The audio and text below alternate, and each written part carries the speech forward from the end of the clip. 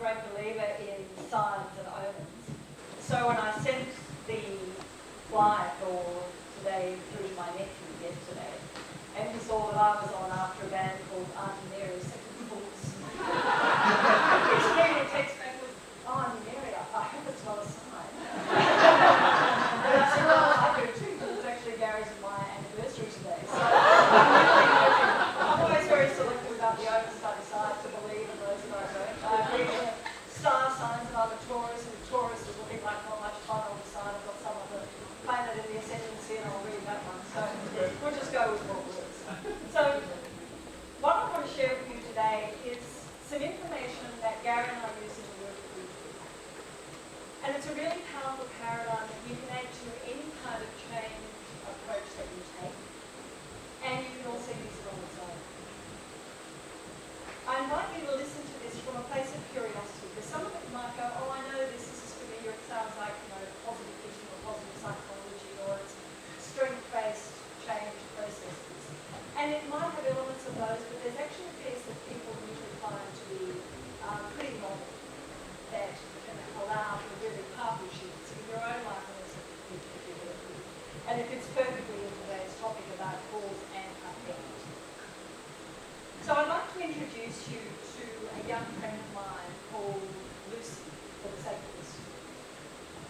And we meet Lucy at 5 years old. It's her first day of school. And she is beyond excited. She's been waiting for this for ages. She's got the new uniform, the new shoes, which admittedly are a little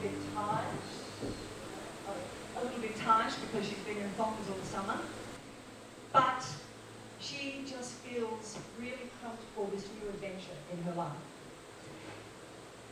And as she's in the hall, the assembly, for the start of the school year, she sees some of the grade 6 kids on the stage with the teachers. And she's really curious why they're up there and not sitting in the hall with everybody else. So when she asks the question and later finds out, she hears that they aren't being chosen as house leaders in the school. And their role is to be the liaison between the teachers and the kids. So their first assembly, Lucy has absolutely no doubt that when she gets to grade 6, that's where she wants to be as well. She wants to be a house leader. Now if we jump forward and catch up with Lucy a few years later, we meet a very different little child. She's 10, and she's much less confident than she was. She's become much more quiet, softly spoken, and that dream of standing in front of the school has gone. She wouldn't even consider it.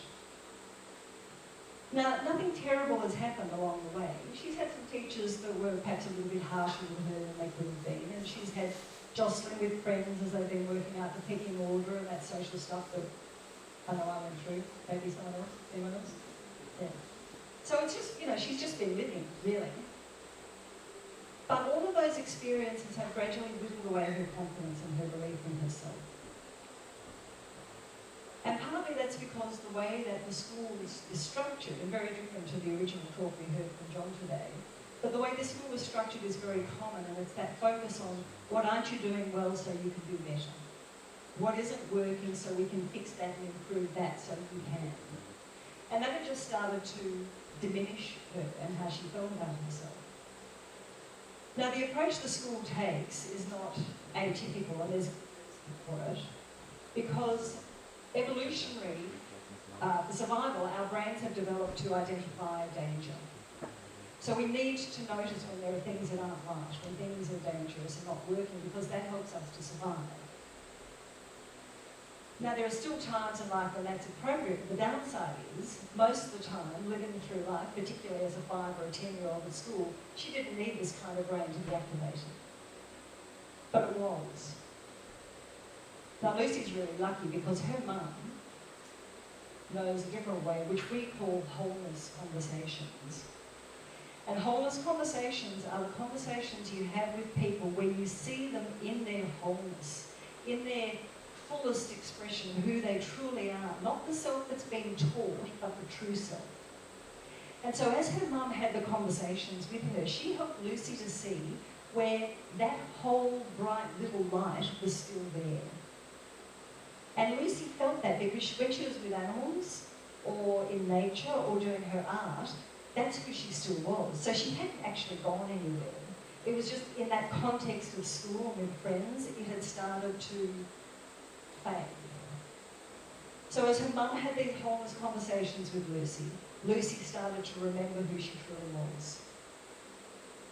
And she started to go back into school, into the environment that had previously made her feel small, with the strength of knowing who she truly was inside. So a few weeks ago was grade 6 for Lucy. Where do you think she was on that first day? She was in the front of the room. She was on the stage with the others. Because by the time end of year grade 5 had come, she was confident enough in herself again to put her name forward as a house leader, and her teacher and her friends voted her in. Now imagine the change this is making in Lucy's life. And this is a true story. The pictures obviously aren't, and the name isn't. But this is a true story of a friend of ours. It's a powerful shift. Her mum could have taken the approach and said, okay, so you're not very confident, you're not making eye contact, let's practice making eye contact. Let's practice making you confident with people. And while that would have worked, it would have just kept reinforcing what she wasn't doing well. Instead, the shift was to see who was the Lucy that was still there, that she lost sight of. Another story which really illustrates this beautifully was about 8 or 9 years ago, and Gary and I were in the US working, we were running a workshop. And as always, the work we do is always about how do you unlock people's potential? How do you help them to step into their light of who they truly are? And a young woman came up during the workshop, and it was a group conversation session, and she shared with us that she'd had many, many, many years of abuse, physical, emotional, sexual. And she'd also spent many years going to therapists and counsellors, and she's only in her early 20s. And while she had made progress in her mind, she was, moving through the trauma of what she'd experienced, she was still very much identified with it, understandably.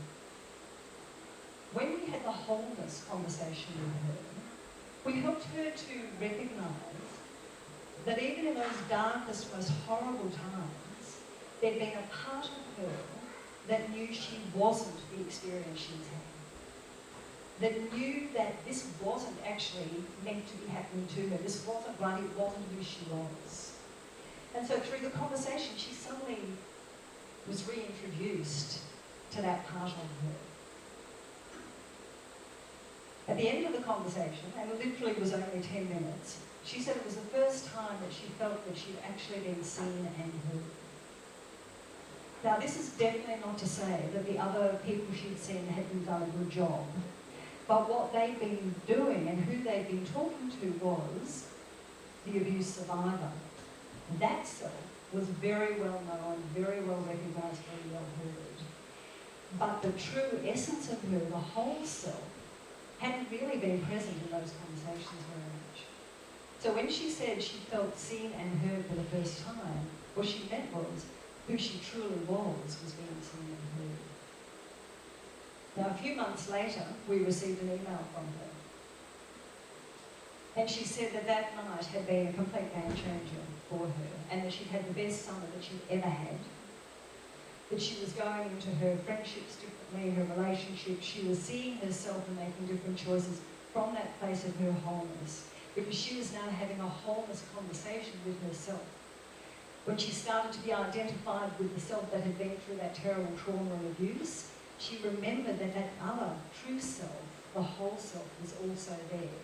And so with the awareness, she was able to make that choice to come back to being and acting and living as who she truly was. Now, the power of a wholeness approach and having wholeness conversations with ourselves and with others is perhaps seemingly simple, but quite profound. And it goes to the understanding of neuroplasticity, which has already been mentioned today. The fact that our brains are malleable, our brains change. So if we keep having conversations with ourselves as a survivor of whatever it might be, or in Lucy's case, as someone who isn't very good or isn't very confident, what you do in those situations is you keep reinforcing and strengthening the neural pathways of that identity, of that way of responding emotionally or mentally to a particular event. When we start to see ourselves differently and have different wholeness conversations with ourselves, when we interact and act from our wholeness as much as we can, we start to have different neurological pathways created. We change who we are, not just in our thinking, but in our very physiology. And that creates a foundation for all sorts of magic to unfold. So I'd like to give you just a quick way to experience this, because it's something if you want to play with it after today. If you're comfortable, close your eyes, otherwise just look down and just think of somebody you care about who you know is going through a difficult time. And see them as the difficulty they're experiencing, the trouble they're having, whatever it might be. And think about having a conversation with them as that. What might you say? How might you feel in the conversation, and how do you think they might be feeling? And now, make the shift that the girl in America and Lucy did, and see them in their wholeness. See the aspect of them that isn't being affected by whatever it is that they're experiencing. That true light, the essence, the perfection that's still there. And as you see and feel them as that, as you know them as that, notice how you feel and become curious about what you might say differently to them. How they might respond differently to that kind of conversation.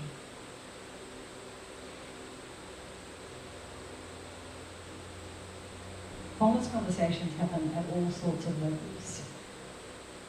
People feel it when we see them in their wholeness. We feel who we truly are when we see ourselves in our wholeness.